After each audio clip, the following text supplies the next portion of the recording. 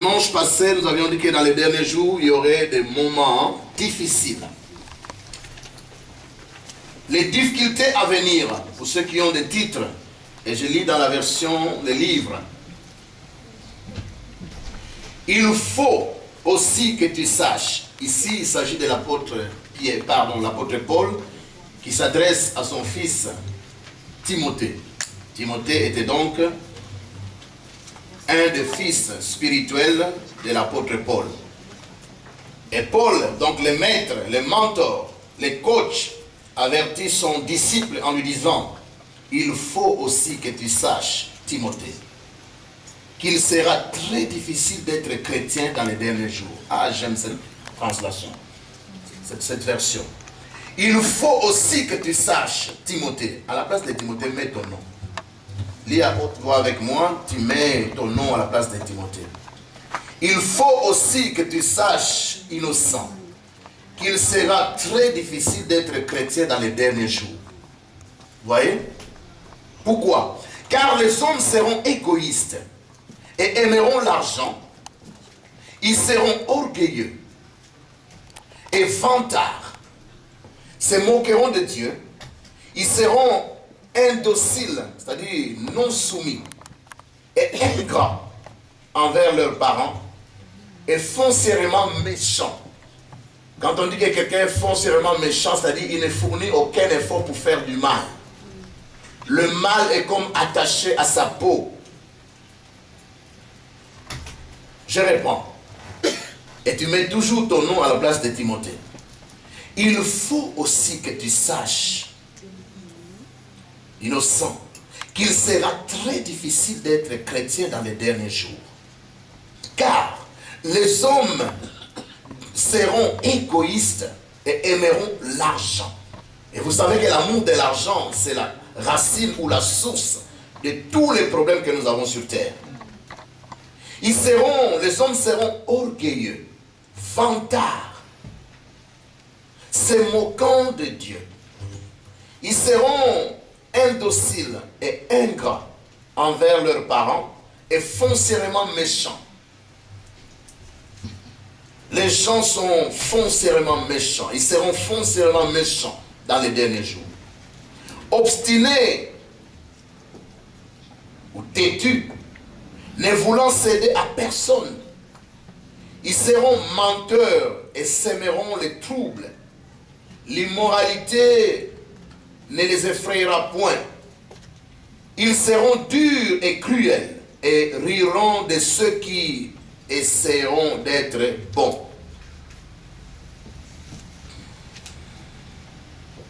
Ils trahiront leurs amis, prompts à s'emporter, bouffis d'orgueil.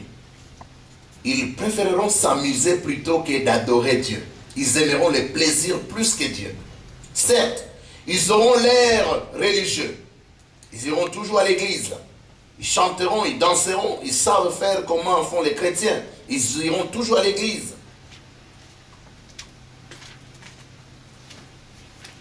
Ils auront l'air religieux, mais au fond, ne croiront rien de ce qu'ils entendront. Vous voyez?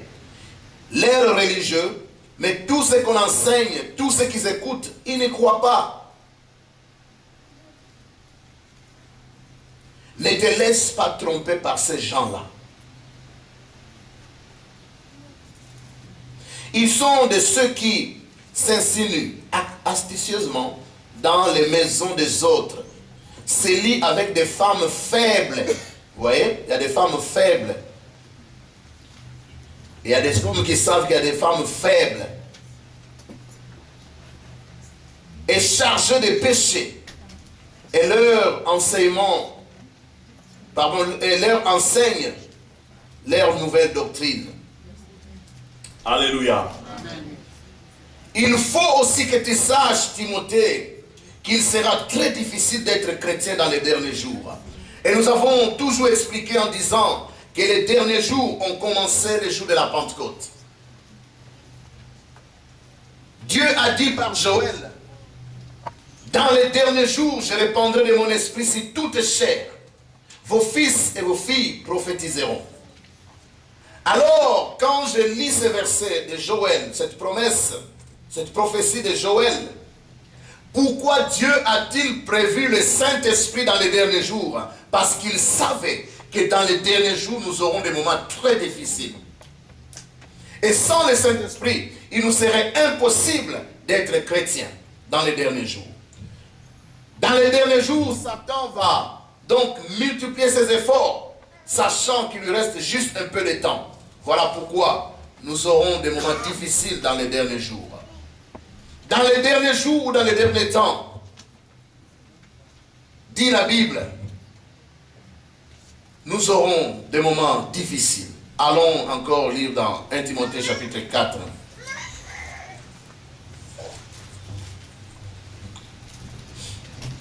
Au verset 1, il est dit, mais le Saint-Esprit nous dit clairement que dans les derniers temps, ou dans les derniers jours qui ont commencé depuis le jour de la Pentecôte, certains dans l'Église se détourneront du Christ.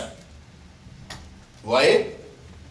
Certains, heureusement que ce n'est pas tous, certains dans l'Église se détourneront de Christ et deviendront les disciples passionnés des maîtres aux idées inspirées par le diable. C'est triste.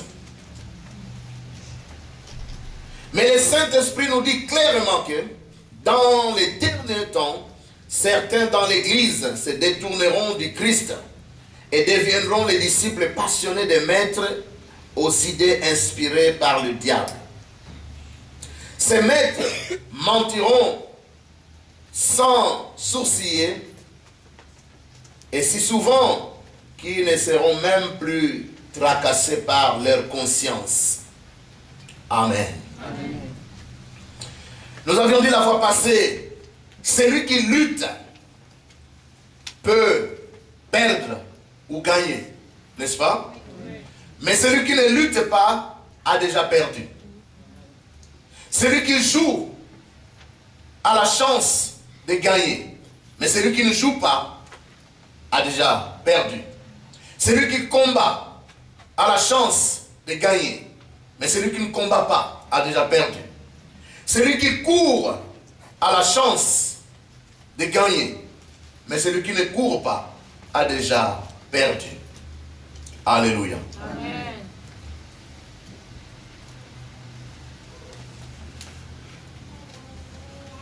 Vous savez, il y a parfois des mails qui tombent dans nos boîtes où on vous dit la fondation Bill Gates vous donne 2 500 000 $. Alléluia. Amen. Ou encore, vous avez gagné tel tombola et remplissez tel formulaire pour qu'on vous envoie ce que vous avez gagné. Regardez-moi et écoutez-moi bien. Plusieurs personnes se sont fait avoir. Quand tu reçois un mail qui te dit que tu as gagné une loterie alors que tu n'as jamais joué au loto, c'est l'escroquerie. On ne peut pas gagner au loto tant qu'on n'a pas joué. Et je vous dis, il y a des mails qui tombent dans nos boîtes et souvent c'est quand vous traversez une crise financière terrible. Vous vous dites ça, c'est Dieu qui répond. Et puis ils vont commencer à vous dire, ok, le notaire qui va s'occuper du dossier, c'est tel, voici son adresse email, voici son numéro.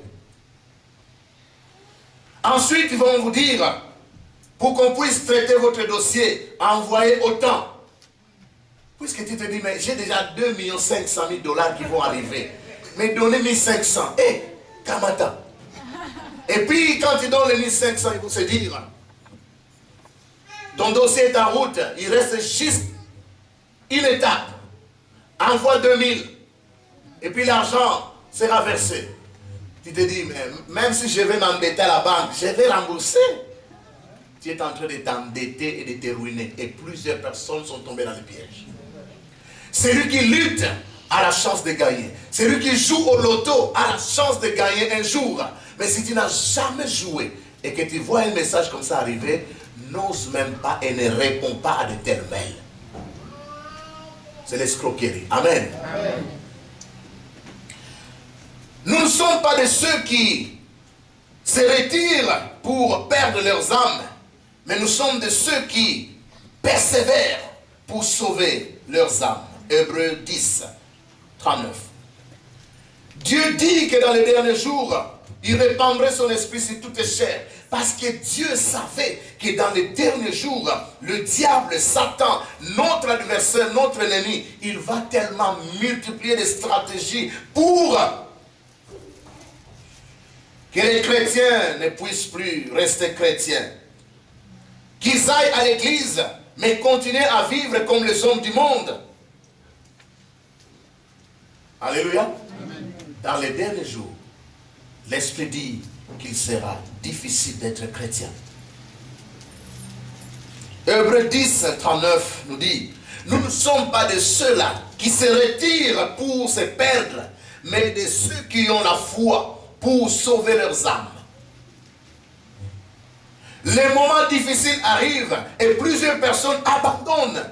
Mais toi, tu ne dois pas être de ceux qui abandonnent, mais plutôt de ceux qui persévèrent. Parce que la Bible nous dit, celui qui va persévérer jusqu'à la fin, c'est celui-là qui sera sauvé.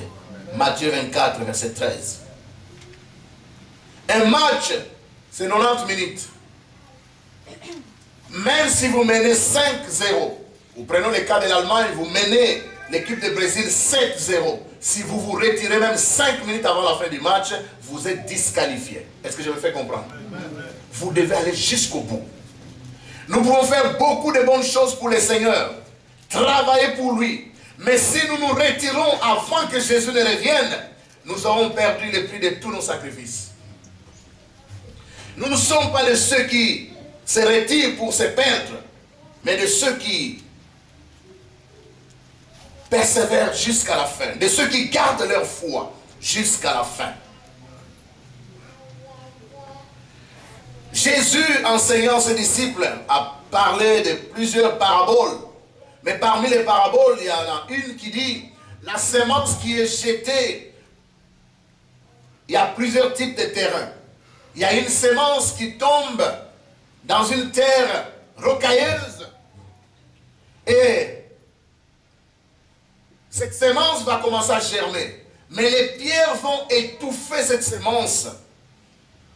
Et quand les disciples ont demandé au maître ce que signifiait cette parabole, il leur a dit la parole que vous entendez.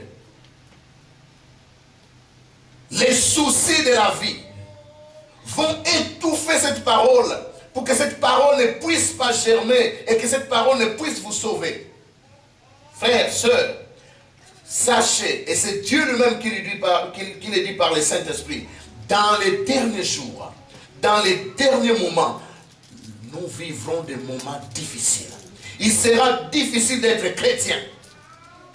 Quand tu arrives à la fin du mois et que tu n'as rien en poche, alors tu te dis, mais c'est un normal.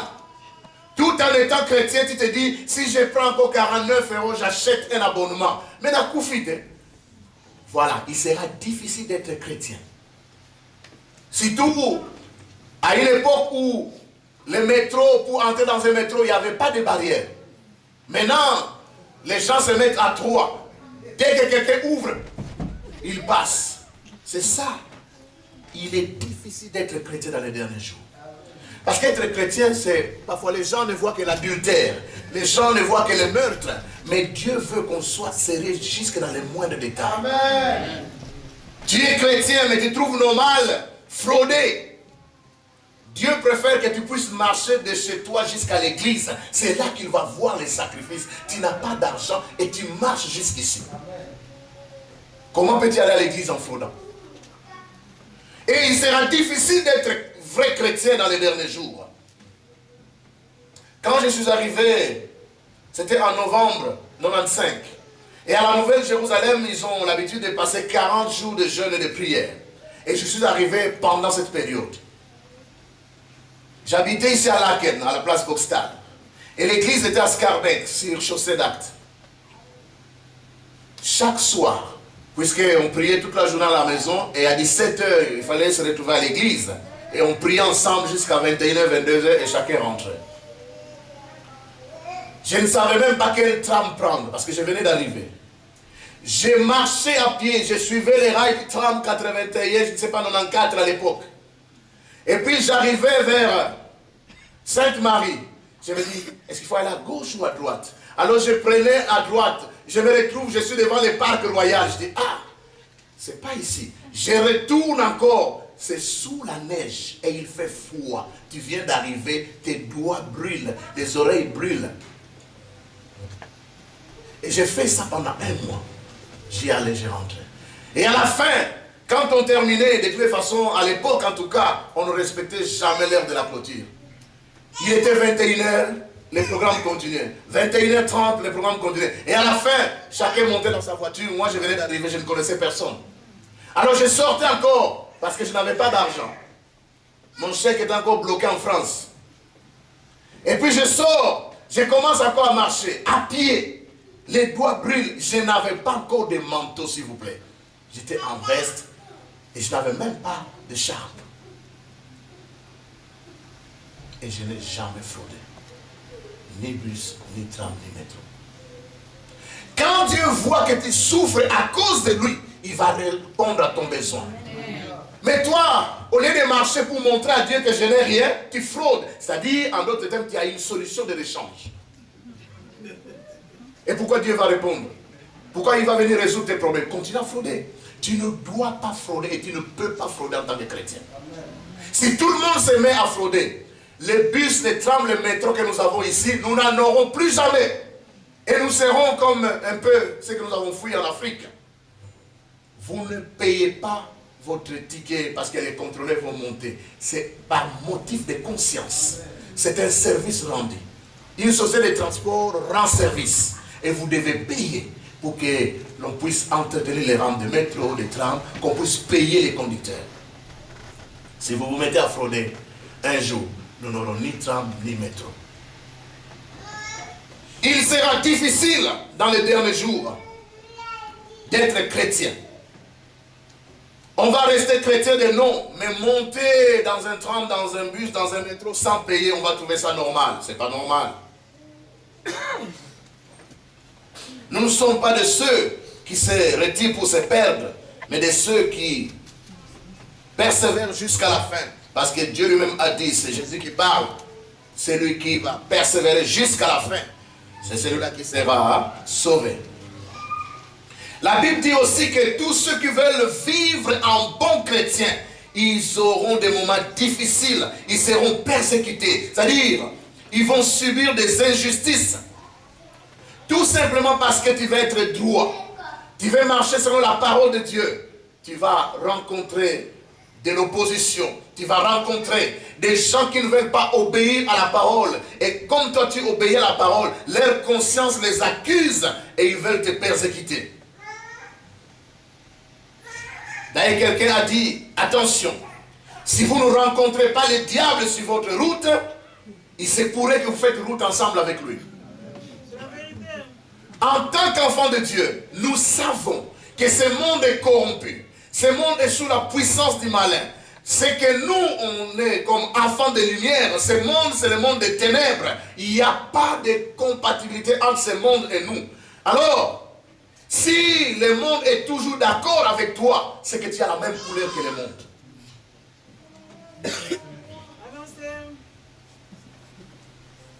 Nous devons faire attention. Si nous ne rencontrons pas l'opposition, la persécution, les difficultés, c'est-à-dire nous marchons avec cet homme-là, le diable. Parce que de toutes les façons, il va laisser ses serviteurs tranquilles pour continuer à perdre les âmes. Mais si nous sommes là pour bloquer les ténèbres, en tant que lumière, en tant que sel de la terre, alors nous aurons des moments difficiles. Dans les derniers jours, il y aura des moments difficiles. Alléluia. Amen. Il y aura des moments difficiles. Matthieu chapitre 5, à partir du verset 10. Sache, bien-aimé, que dans les derniers jours, il y aura des moments difficiles. Être vrai chrétien ne sera pas chose facile. Si c'est juste sauver les apparences, ça c'est pas grave. Mais être vrai chrétien sera difficile.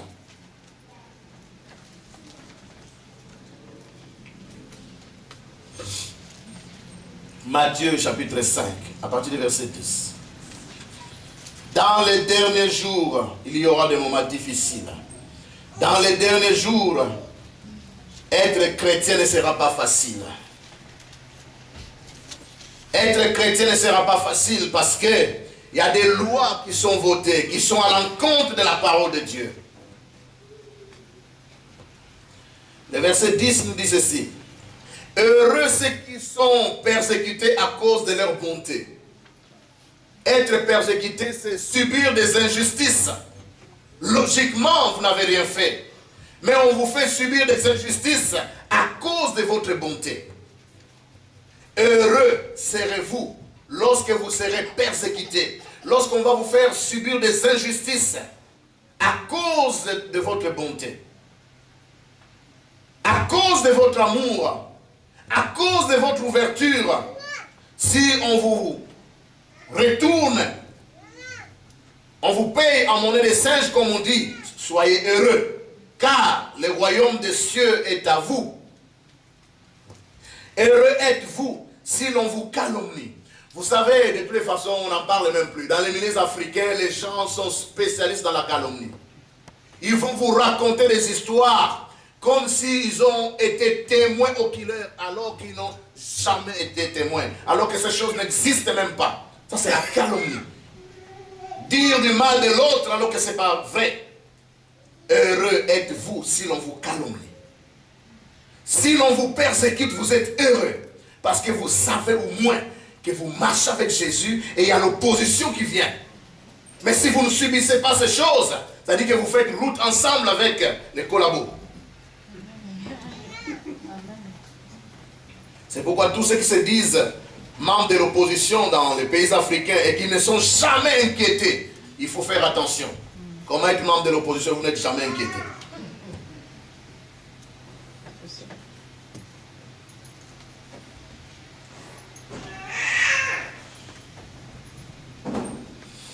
Heureux êtes-vous si l'on dit du mal de vous à cause de moi, à cause de Jésus. Qu'est-ce qu'on ne raconte pas sur les pasteurs? Qu'est-ce qu'on ne raconte pas sur les chrétiens? Il y a des gens qui trouvent du plaisir. Il va à une fête, il va à un matanga. Les gens, quand ils se retrouvent dans leur matanga, le premier sujet, il commence par les pasteurs.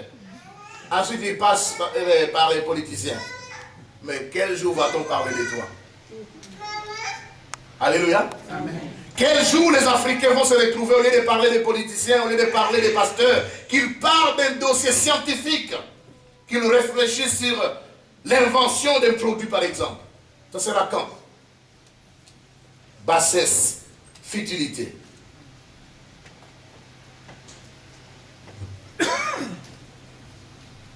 Heureux êtes-vous lorsqu'on dira du mal de vous à cause de moi. Vous savez, frères, sœurs, regardez-moi. Si Jésus n'était pas mort à la croix, est-ce que vous m'aurez connu? Non. Il n'y a que le nom de Jésus qui nous réunit. Amen. Sans le nom de Jésus, tu n'aurais pas connu ton frère ni ta sœur. Alors, si tu vas raconter du mal contre ton frère, c'est juste à cause de Jésus. Si nous n'étions pas membres de la même église, tu ne m'aurais pas connu. Et toutes ces critiques que tu fais ne seraient même pas là. Mais c'est à cause du nom de Jésus. Il y a des gens, comme disait un homme, si Jésus ne nous avait pas mis ensemble, c'est la grâce de Dieu qui nous met ensemble. Alléluia. C'est la grâce de Dieu qui nous met ensemble. C'est l'œuvre de Jésus qui nous met ensemble. Alors, si vous allez me dire du mal d'un frère, d'une sœur, sachez que vous le faites seulement à cause du nom de Jésus. Si cette église n'avait pas existé, tu n'aurais jamais discuté avec moi sur un sujet quelconque. Tu ne t'aurais jamais connu.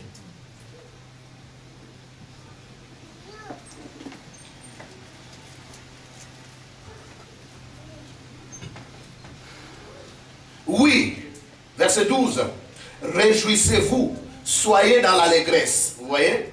Généralement, quand nous sommes persécutés, quand on nous critique, au lieu de nous réjouir, nous faisons l'inverse. Mais Jésus nous dit, réjouissez-vous, soyez dans l'allégresse, car une grande récompense vous attend au ciel. Quand vous êtes persécutés, quand on dit du mal de vous à cause de Jésus, quand on vous mène la vie dure à cause de Jésus, soyez dans la joie, parce qu'il y a une grande récompense qui vous attend au ciel. Ne faites pas route ensemble avec Satan. Ne cherchez pas la vie facile. Le problème de beaucoup de chrétiens, c'est qu'ils n'ont pas une histoire avec Dieu parce qu'ils donnent les solutions à leurs problèmes eux-mêmes. Un peu comme Abraham. Dieu te dit tu auras un fils. Et puis avec Sarah, tu vas monter un coup pour qu'Agar vienne. Mais ici, c'est Abraham lui-même avec sa femme qui donne la solution à leurs problèmes. Ismaël est né. Est-ce qu'Ismaël a été la solution au problème? Non, Ismaël n'était pas le fils de la promesse. Alors les gens font des combines pour donner des solutions à leurs problèmes. Mais les moments difficiles, Dieu les permet pour que nous ayons une grande récompense au ciel. Mais dès que la difficulté arrive, nous cherchons à donner des solutions à nos problèmes, à notre manière. Et Dieu n'est même pas glorifié. C'est pourquoi tu demandes à quelqu'un comment tu as eu les papiers. Et il ne sait pas donner son témoignage. Parce que c'était tellement dans la magouille. Alléluia. Ah, il a besoin d'un papier, mais comment? Il ne sait pas dire. Alléluia. Amen.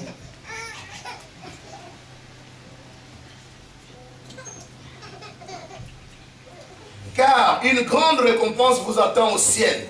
Rappelez-vous que les prophètes d'autrefois ont également été persécutés. Tous les vrais prophètes ont eu des moments difficiles. Si vous êtes un faux prophète, votre message arrange le monde. Si les pasteurs ne prêchent que sur l'abondance, sur la bénédiction matérielle, l'église va se remplir parce que ce sont les genres de choses que les gens veulent entendre. Mais quand on vous dit que dans les derniers jours, nous aurons des moments difficiles, être chrétien sera difficile, voilà comment il faut vous comporter. Ah, ces paroles sont dures. Oui, les paroles sont dures, mais ce sont ces paroles-là qui guérissent. Amen. Quand on était en Afrique, la malaria était traitée par la nivaquine. C'est tellement amer ces comprimés. Mais la guérison passait par là. La parole de Dieu, elle est parfois amère. Mais c'est cette parole qui guérit. Amen. Alors quand vous êtes persécutés, quand on dit du mal de vous, à cause de Dieu, sachez que vous vous identifiez aux vrais prophètes. Parce que les vrais prophètes ont souffert la même chose. Pensez à Élie, vis-à-vis de Jézabel et Akab. Pensez aux serviteurs de Dieu qui ont été persécutés. Quand Jérémie faisait ses prophéties, les rois appelaient aussi ses prophètes. Là où Jérémie dit, Dieu va frapper, les faux prophètes disent, non, non, non, non, non, il y aura la paix, il y aura le calme, il y aura la tranquillité. Et parfois, quand il y avait un problème qu'il fallait résoudre, les rois préféraient appeler les faux prophètes parce qu'ils venaient avec un message que lui voulait entendre. Mais le message de Dieu n'est pas forcément ce que nous voulons entendre. Vous êtes la lumière du monde, une ville perchée sur une colline qui brille dans la nuit et que tous peuvent voir. Amen. Amen. Ne cachez pas votre lumière, qu'elle brille sur tous. Que tous puissent voir le bien que vous faites, afin qu'ils proclament la gloire de votre Père dans les cieux. Vous savez, pour ne pas voir des moments difficiles, même au travail, vous ne voulez pas qu'on sache que vous êtes chrétien. Alors que tous les musulmans veulent qu'on sache qu'ils sont musulmans. Maintenant qu'ils font le ramadan, tout le monde au travail sait qu'il fait ramadan. Mais vous, vous avez honte de dire, je vais maintenant rentrer parce que j'ai une réunion de prière à l'église. Vous ne voulez pas avoir la vie difficile. Quand vous êtes avec vos collègues de travail, il n'y a rien de chrétien en vous. D'ailleurs, si vous devez aller à une fête, vous savez qu'il n'y aura aucun frère de l'église. Vous vous mettez dans des tenues impossibles. Mais ces gens-là, un autre jour, ils ont appris que vous alliez dans une église quelque part. Mais ils vous voient dans une fête et ils se disent, si c'est ça être chrétien, ça ne vaut pas la peine. Maintenant, c'est l'été. Tous les démons africains sont réveillés dans les corps des femmes. Je n'ai jamais compris. Il y a des démons qui ont choisi seulement de loger dans les corps des femmes.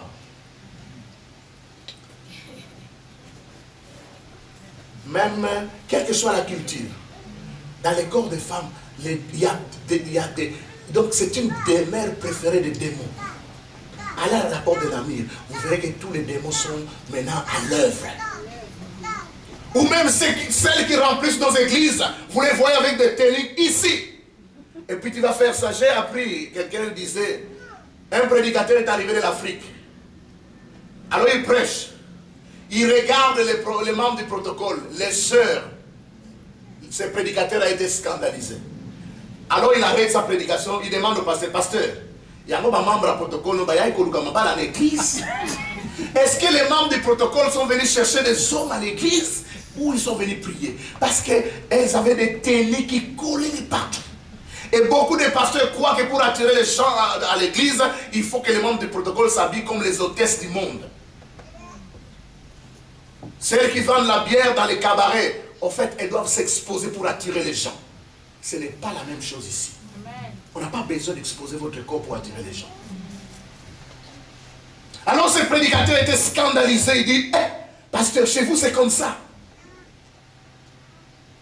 Les démons sont là.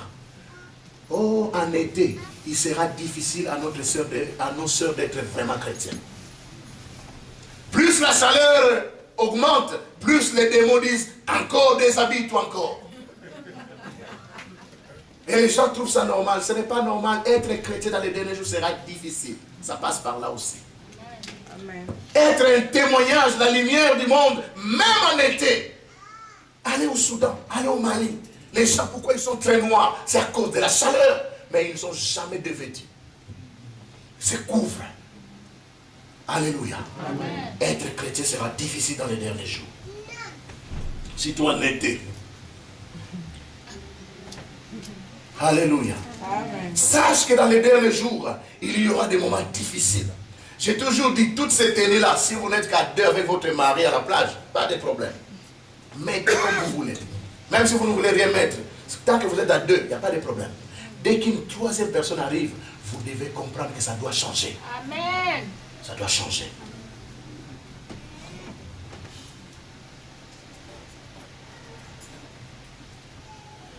Dans les derniers jours, il y aura des moments difficiles. Lisez avec moi dans Luc chapitre 23.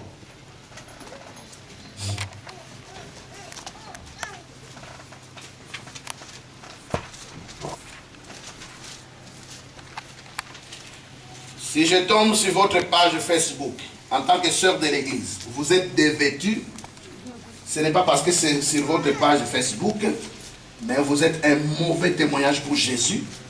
En plus, la page Facebook, c'est le monde entier qui vous regarde. Et vous devez être la lumière du monde. Sélectionnez vos photos à mettre. Et je me pose même des questions. Ces photos que vous mettez, c'est parce que vous ne croyez plus que Dieu va vous donner des maris ou qu'est-ce qui se passe?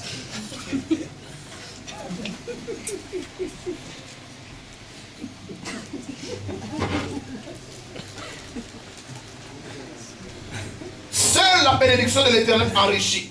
Et il ne l'a fait suivre d'aucun chagrin. Amen. Ces mariages qu'on cherche sur Internet, c'est source de chagrin. Vous allez rencontrer un démon.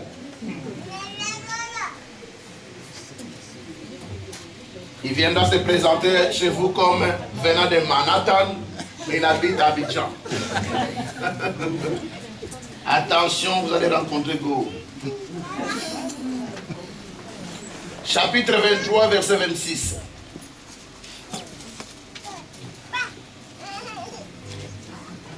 Vous y êtes? Tandis que la foule amenait Jésus pour le mettre à mort, on obligea Simon de Cyrène, qui rentrait de la campagne à Jérusalem, à porter la croix de Jésus. 27. Une foule immense suivait. Il y avait aussi beaucoup de femmes en train de se lamenter ou de pleurer. Mais Jésus se retourna et leur dit, femmes de Jérusalem, ou filles de Jérusalem, ne pleurez pas pour moi ou sur moi. Ne pleurez pour qui? Pourquoi? Verset 31. 31.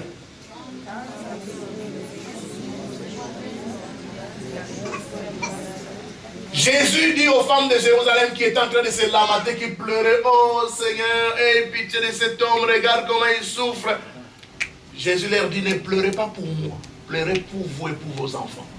Car s'ils font ces choses sur le Maître, le Seigneur, le Fils de Dieu, qu'en sera-t-il pour vous? S'ils ont maltraité Jésus, ils vont vous maltraiter. C'est ce que Jésus voulait leur dire.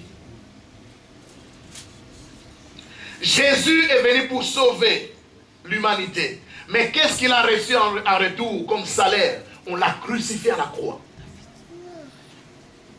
C'est pourquoi Jésus leur dit, femmes de Jérusalem, ne pleurez pas pour moi. Car s'ils font ces choses sur les bois verts que je suis, quand sera-t-il au bois sec que vous êtes? Jésus est né sur une étable. Jésus n'avait pas de maternité. Il n'avait même pas un berceau. Il est né sur une étable. Jésus a grandi comme étant le fils du charpentier. Il travaillait de ses mains comme tous ses amis. Vous, vous êtes des privilégiés. Vous avez une maison. Vous avez un matelas. Vous avez tout. Mais Jésus n'avait pas tout ce que nous avons. Jésus disait à ses disciples, si vous voulez me suivre, sachez que les oiseaux ont leur nid.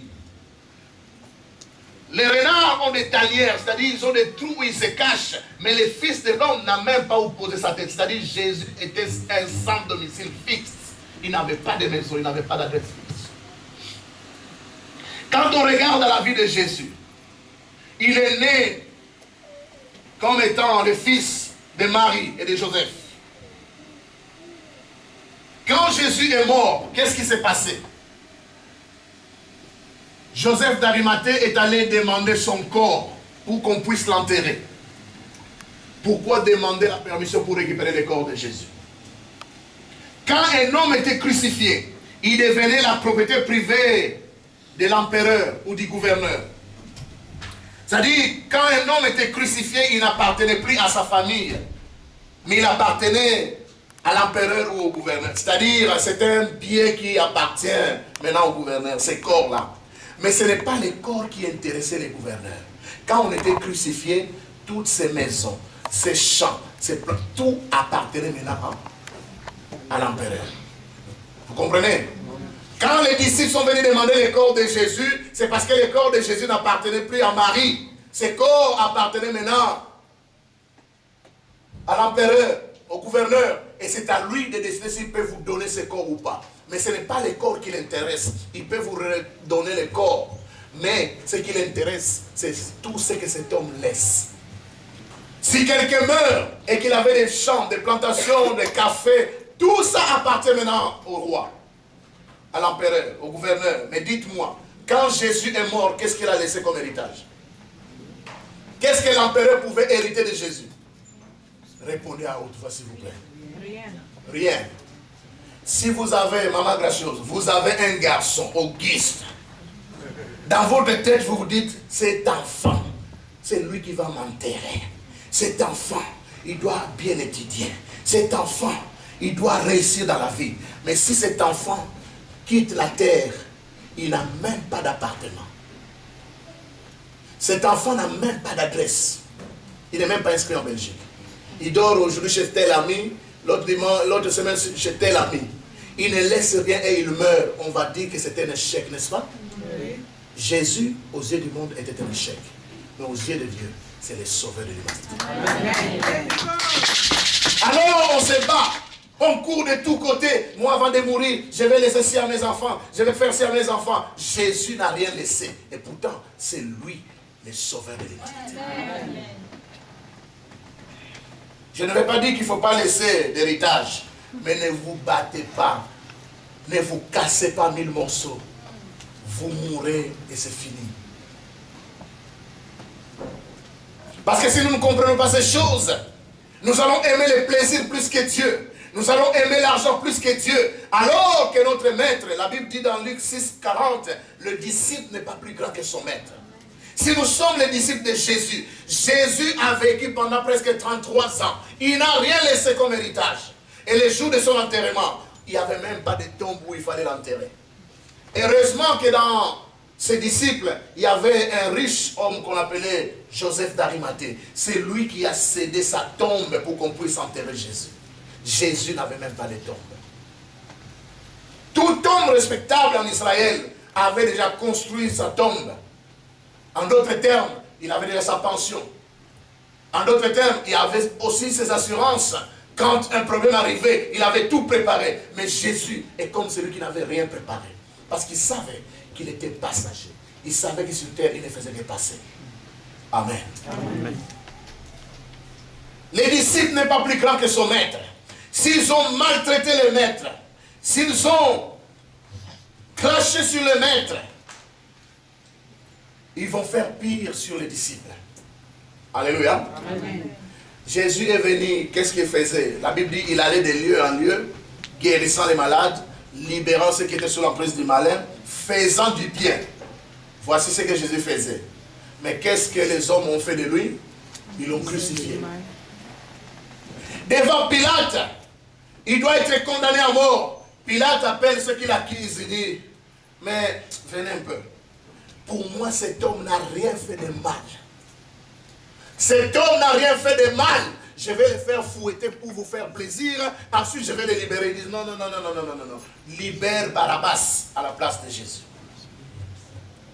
S'il y a un procès, un jugement le plus injuste, c'est le jugement de Jésus. Jésus a été condamné innocent, condamné à mort, et il est mort innocent. Amen. Alors dans ta vie, quand tu subis des injustices, sache que tu vis comme ton maître. Quand tu subis les rejet, la Bible dit dans Jean 1, 12 à 13, il est venu chez les siens, mais les siens ne l'ont pas reconnu. Jésus est venu chez les Juifs, mais les Juifs ne l'ont pas reconnu comme Messie. Jusqu'aujourd'hui, les Juifs attendent un Messie. Trop tard, il est déjà passé. Parce que les gens se disent, quand le Messie va venir, bon, le Messie pour les Juifs, parce qu'ils étaient sous la domination des Romains, ils se disaient, le Messie va venir, il va descendre avec une armée. Il va écraser l'armée romaine. Et puis on va planter notre drapeau, Israël. Et puis on leur dit que le Messie est né dans la famille de Joseph, un charpentier. Ils disent, oh, le Messie, naître chez un charpentier, ce n'est pas possible. Il est né où? À Bethléem. Rien de bon ne peut sortir de Bethléem. Et pourtant, le Messie est sorti de Bethléem. Alléluia. Amen. En Jésus, il n'y avait rien qui pouvait attirer les regards. Pourquoi je vous parle de Jésus? Parce que c'est le modèle, c'est le maître. Et il dit, s'ils ont persécuté les maîtres, ils vont vous persécuter. S'ils m'ont jugé injustement, ils vont aussi vous juger injustement. S'ils m'ont crucifié, il y a des gens qui voudront vous faire périr, croyant rendre culte à Dieu. Dans les derniers jours, il y aura des moments difficiles. Être chrétien ne sera pas facile dans les derniers jours. 1 Pierre 4, verset 1. 1 Pierre chapitre 4, verset 1. Dans les derniers jours, il y aura des moments très difficiles, bien-aimés. Il ne sera pas facile d'être chrétien. Les chrétiens de nom, oui, vous allez à l'église et tout s'arrête là. En plus, c'est une réunion par semaine. Et puis vous attendez encore les dimanches. Mais vivre la vie chrétienne chaque jour ne sera pas facile. C'est pourquoi une dame qui n'avait rien compris devait prier. On demande à une dame de prier. Alors elle dit ceci.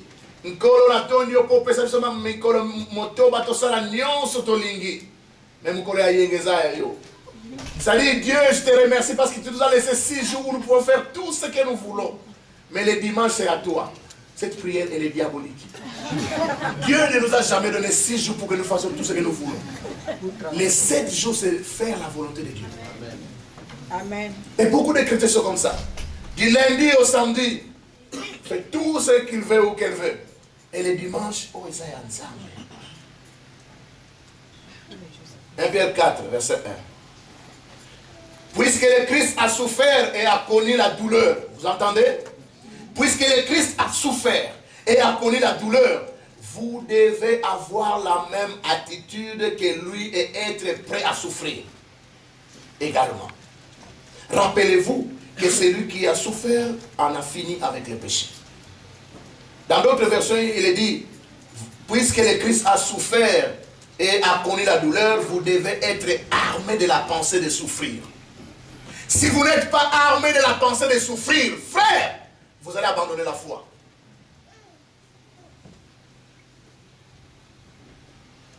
Les gens croient que quand on vient à Jésus, tout devient rose. Tu pries seulement. Non, non, non, non. Jésus n'est pas ce four à micro-ondes que vous appuyez, ça chauffe la nourriture. Non, non, non, non. Jésus n'est pas un distributeur automatique, vous appuyez les boutons et puis la canette tombe. C'est une marche avec Jésus. Amen. Et dans cette marche, il y a la souffrance aussi. Et la Bible dit, nous devons être armés de la pensée de souffrir. Nous devons être préparés à tous les niveaux, que la persécution, le rejet. Jésus est venu chez les Juifs. Même ses propres frères ne l'ont pas reconnu comme étant Messie. Alléluia. Amen. Si ces choses sont arrivées sur les bois verts, s'ils ont crucifié les maîtres, s'ils ont craché sur lui, à la croix, alors qu'il était là, crucifié, les mêmes personnes qu'il avait guéries, sauvées, à qui il avait donné du pain et des poissons, il disait, si tu es le Messie, sauve-toi, descends de la croix. Les mêmes personnes que vous aidez aujourd'hui, ils vont souhaiter les mal d'eux-mêmes contre vous. C'est ça, l'homme. Et si vous n'êtes pas préparé, quand ces choses vont arriver, vous allez vous dire, Seigneur, est-ce que tu es toujours là? Oui, Jésus est toujours là, parce qu'il est passé par là. Et il y a même un chant qu'on chante qui dit, il marche où je marche, c'est où je me tiens, sentez ce que je sens, et il comprend, il connaît mes faiblesses et mon humanité, tenté en toutes choses, mais sans péché. Il connaît mes faiblesses et mon humanité. Il est passé par tout ce que toi tu vis aujourd'hui. C'est pourquoi il comprend et il sait comment t'aider. Parce qu'il est passé par là. Il a été rejeté par ses propres frères. Il a été jugé injustement. Alors qu'il n'a point péché, on l'a condamné à mort. Il comprend quand toi aussi on te juge injustement. Quand tu es rejeté de tes propres frères, il sait ce que ça signifie. Et il sait comment t'aider. Parce qu'il est passé par là. Amen. Alors si le maître est passé par là, frères, sœurs, ne soyez pas de ces chrétiens qui croient que tout sera facile. Si tu veux tout ce qui est facile, va faire la franc-maçonnerie, va faire la rose-croix, va chercher à voler, à casser les banques. Amen. Et ça ne sera pas facile parce que tu es en prison. Amen. Que tu sois chrétien ou païen, la vie facile n'existe pas. Alors quand les gens disent, quand j'étais païen, c'était facile, je dis, man, si c'était facile, pourquoi tu te convertis?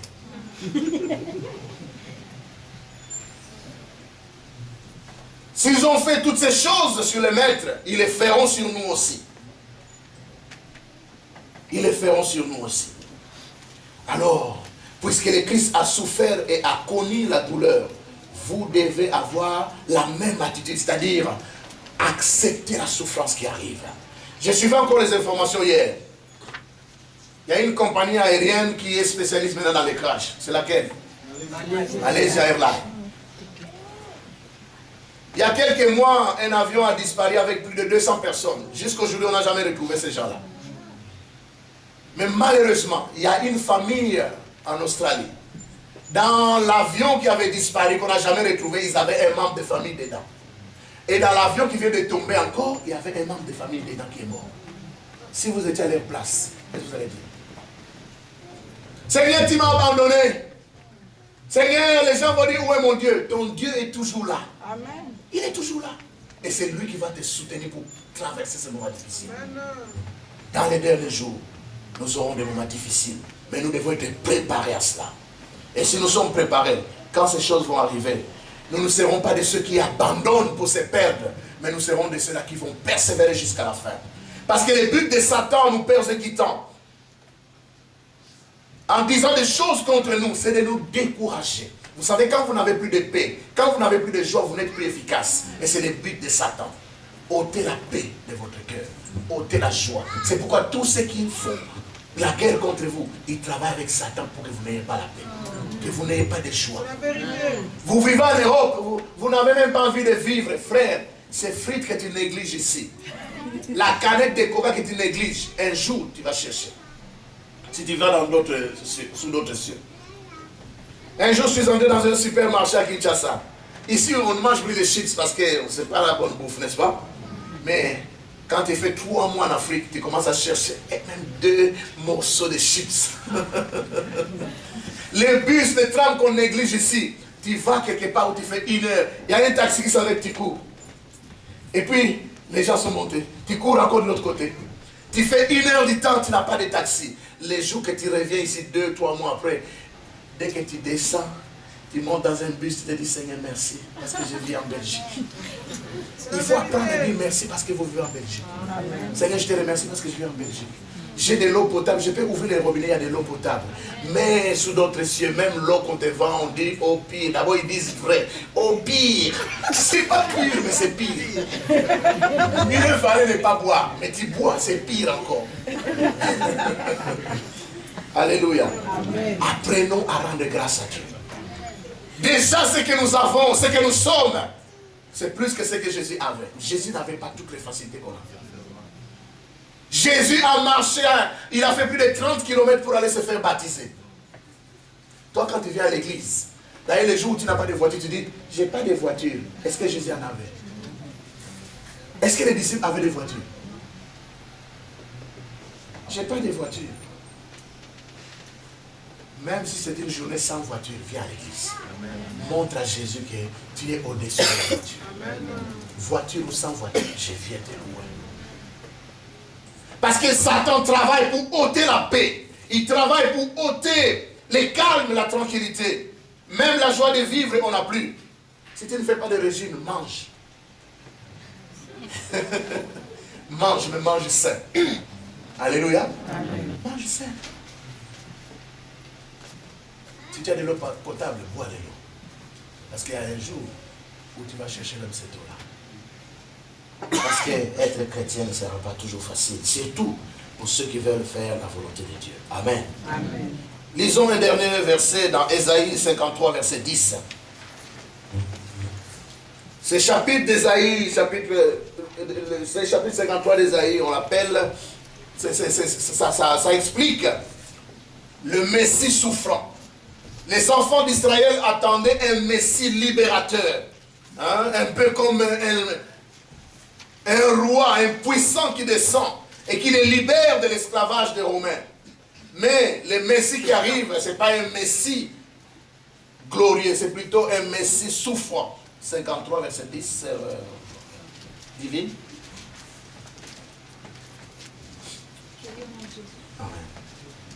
L'Éternel a voulu le briser par la souffrance. Si tu fais de sa vie un sacrifice de culpabilité, il verra une descendance et vivra longtemps, et la volonté de l'Éternel sera accomplie par son intermédiaire. Pardon, tu vas reprendre maintenant avec l'écho. L'Éternel a voulu le briser par la souffrance. Si tu fais de sa vie un sacrifice de culpabilité, il verra une descendance et vivra longtemps, et la volonté de l'Éternel sera accomplie par son intermédiaire. Amen. Amen. Dieu le Père a choisi de briser son fils Jésus comment? Par la souffrance. Imagine, s'il vous plaît, Jésus est au ciel, fils de Dieu, régnant avec son Père. Mais, puisqu'il faut aller sauver l'humanité, Jésus se dépouille de toute sa gloire, de toute sa splendeur. Jésus n'est pas devenu roi des rois, seigneur des seigneurs, parce qu'il est venu sur terre. Il l'était avant. Amen. Il était toujours éternel. Il était toujours Dieu. Mais il a choisi pendant un temps, pour sauver les hommes, de se priver de tous les avantages de sa divinité. Il est venu sur terre. Il a mangé ce que ces créatures mangent. Quand tu manges les carottes qui sont destinées au porc, c'est pas grave. Toi aussi tu as été créé. Mais Dieu mangeait la nourriture que ces créatures sont censées manger. Ça, c'est le comble de tout ce qu'on appelle l'humilité. Jésus a quitté sa gloire. Il est venu jusqu'à nous. Il est né sur une étable. Il vient d'une famille modeste, très modeste. Les jours de sa présentation au temple, on a offert un pigeon. Ça, c'est ce que les plus pauvres offraient.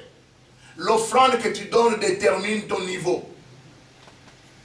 Alléluia. L'offrande que tu donnes détermine ton niveau. À moins que tu sois un menteur. Tu donnes en deçà même de ton niveau. Là, tu mens, tu trompes Dieu. Mais sinon, l'offrande doit refléter ton niveau. Et quand Dieu voit que tu dois monter le niveau, il va aussi augmenter les moyens. Alors, Jésus est né. comme un Messie souffrant, alors qu'Israël attendait un Messie libérateur. C'est pourquoi jusqu'à aujourd'hui, les Juifs n'ont jamais cru que Jésus est le Messie. Parce qu'ils attendaient un commandant d'armée qui arrive avec une armée qui descend du ciel et qui écrase les Romains. Mais quand Jésus vient, il naît comme tous les enfants. Il dit non, non, non, c'est pas possible. En plus, il commence à grandir, il est le fils du charpentier. De temps en temps, il va vendre des tabourets. Il dit non, non, non, non, non, non, non. C'est pourquoi, attention, l'humilité c'est un piège. Les gens qui vivent dans l'humilité, ils sont capables de faire beaucoup de grandes choses. Ils sont minimisés des autres, mais pas de Dieu. Amen. Et les fanfarons, les vantards, ils ne font rien. Ne dit-on pas que ce sont les tonneaux-vides qui font trop de bruit.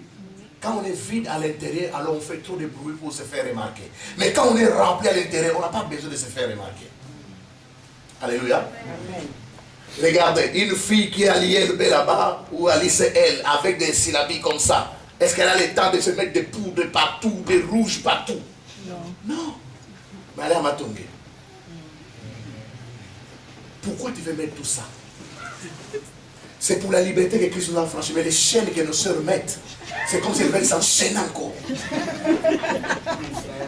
Des chaînes de Satan, Jésus, mais les chaînes que tu te mets toi-même.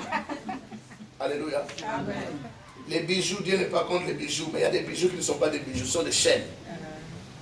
Alléluia. Amen. Donc les tonneaux vides font trop de bruit. Mais si tu es rempli de Dieu à l'intérieur, tu n'as pas besoin de faire de bruit. Les œuvres vont se manifester. Alors Dieu a choisi de briser son fils par la souffrance. Si Dieu a choisi de briser Jésus par la souffrance, tu crois que toi tu es plus que Jésus? Non. Dieu va te briser aussi par la souffrance. Briser signifie quoi? Il ne va pas t'écraser. En fait, il veut enlever tout l'orgueil que tu as. Il veut enlever toute suffisance. C'est-à-dire que tu crois réussir par toi-même. Dieu va te faire passer par le brisement jusqu'à ce que tu comprennes que sans lui, tu n'es rien et tu n'auras rien. L'apôtre Paul a prié, il a guéri des malades, il a fait beaucoup de miracles. Mais Dieu avait laissé une charge sur l'apôtre Paul. Quand Paul priait, Seigneur, enlève cette charge, c'était une maladie. Et certains commentateurs disent qu'il avait des problèmes avec ses yeux. On n'a même pas envie de les regarder. C'est pourquoi quand il écrit lui-même, il écrit en grand, comme un aveugle. Alléluia. Amen. Mais malgré les miracles qu'il fait, lui n'est pas guéri de cette maladie-là. Alors les gens vont se dire, comment tu guéris les autres et toi-même tu ne te guéris pas? Oui, il a prié 3 fois, Dieu lui dit, ma grâce te suffit. Dans la souffrance, la réponse de Dieu, ma grâce te suffit. Parce que la souffrance, Dieu la permet pour nous briser, ôter l'orgueil, ôter toute suffisance qui nous fait croire que nous pouvons faire quelque chose sans Dieu. Et quand Dieu verra que tu es suffisamment brisé, alors tu seras élevé. Amen. Amen. Il n'y a pas de couronne sans épines. Tu veux la couronne, mais il y a des épines dans la couronne. Ça va te faire mal cette couronne. Il n'y a pas de gloire sans passer par la croix. Tu dois passer par la croix avant d'être élevé. Autrement dit, tu dois passer par la souffrance. Dieu va te briser par la souffrance. Et par la souffrance, l'or sort pur. L'or qu'on va acheter à Anvers ne sort pas comme ça de la terre. C'est sale.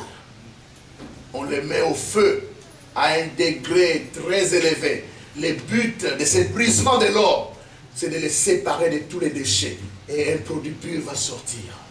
Tant que vous ne passez pas par le brisement, par la souffrance, vous êtes encore couvert de trop de saleté. Et ces saletés vont empêcher que vous puissiez briller pour Jésus. Et il a préféré nous briser par la souffrance. Amen. Amen. Celui qui a déjà perdu un être cher peut consoler celui qui passe par le deuil.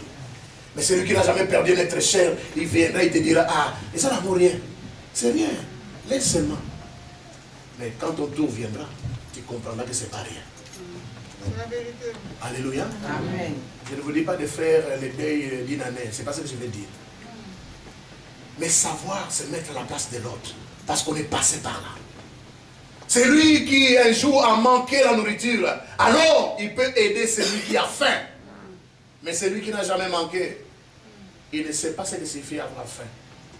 Mais si un jour, je parle avec une sœur qui fréquente une autre église, je lui demande, est-ce que tu connais les centres-villes? Il dit, bon, c'est non, comment la centre-ville n'est? Moi, je suis né à Matete, je suis sorti de Matete directement, je suis venu en Europe. Pourquoi elle dit ça? Elle dit, pasteur, les pailles que je portais, c'était aussi mon matelas. Même pour avoir du pain, c'était difficile. Comment je vais payer les tickets pour arriver jusqu'en ville? Est-ce que vous comprenez? Dieu l'a brisé. Aujourd'hui, elle vit. Nous, moindre souffrance, on croit que Dieu nous a abandonnés. Non, la souffrance ne signifie pas que Dieu vous a abandonnés. Il a choisi de nous briser par la souffrance. Sachez que dans les derniers jours, nous aurons des moments difficiles. Et nous devons être préparés à ça. Et quand ces choses vont arriver, nous allons nous encourager mutuellement parce que nous savons que Dieu l'avait déjà prévu. Et il a aussi dit dans les derniers jours, je répandrai de mon esprit sur toute chair. Nous ne sommes pas seuls. Le Saint-Esprit est là. Amen. Pour nous aider dans les moments difficiles. Amen. Amen. Nous allons nous lever pour prier. Sache que dans les derniers jours, être chrétien sera très difficile. Si Jésus a été rejeté, tu seras aussi rejeté. Si les vrais prophètes de Dieu ont été rejetés, toi aussi tu seras rejeté. Personne ne comprenait les hommes de Dieu du temps de Jésus. Même du temps des apôtres, du temps des prophètes. Toi aussi, les gens ne vont pas comprendre ton message. C'est pourquoi Jésus a dit, faites attention quand vous êtes toujours acclamé par les gens. Être toujours acclamé par les gens, c'est-à-dire que vous pensez de la même façon que eux. Or, vous en tant que chrétien, vous devez penser différemment. Voir les choses différemment. Ne cherchez pas toujours l'approbation des hommes. Vous voulez que tous les hommes, toutes les femmes soient d'accord avec vous. Et vous faites des compromis. On ne voit même plus en quoi vous êtes chrétien. Ne fraudez pas comme tous les autres qui fraudent. Quand tous les autres se mettent à critiquer d'abord les politiciens, ensuite les serviteurs de Dieu, et puis les églises, ne soyez même pas nommés parmi ces gens-là. Je ne sais pas par quelle souffrance tu passes maintenant. Mais tu as compris que dans les derniers jours, c'est normal. Et nous devons être préparés. Être armés de la pensée de souffrir.